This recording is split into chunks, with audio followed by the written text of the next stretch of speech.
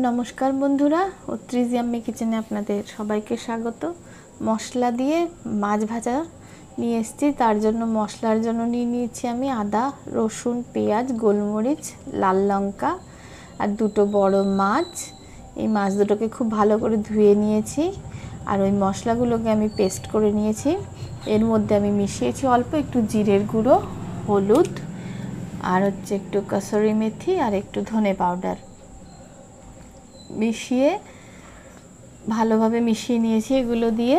আর এর মধ্যে আমি একটু লবণ অ্যাড করেছি। লবণ অ্যাড করার ক্লিপিংসটা মুছে গেছে, আপনারা পরিমাণ মতো লবণটা অ্যাড করে নেবেন। এরপরে গ্যাসটা ধরিয়ে একটা সোজা কড়াই বা তাওয়া পাতবেন, তার মধ্যে অল্প তেল দেবেন। তেল গরম হতে থাকবে আর এদিকে মাছটার ওপর পিঠটায় আপনারা সুন্দর করে ওই মশলাটা মাখিয়ে নেবেন।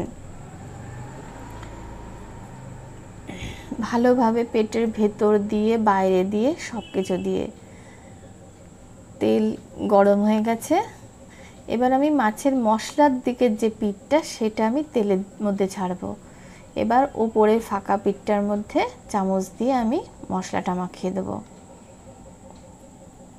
সুন্দরভাবে পেটের ভেতরে বাইরে দুদিকে সুন্দরভাবে মশলাটা মাখাবেন।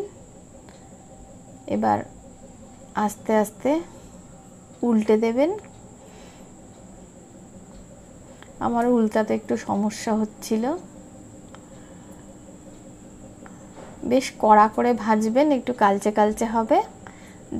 খেতে খুব সুন্দর হয়েছে, আপনারাও তৈরি করুন।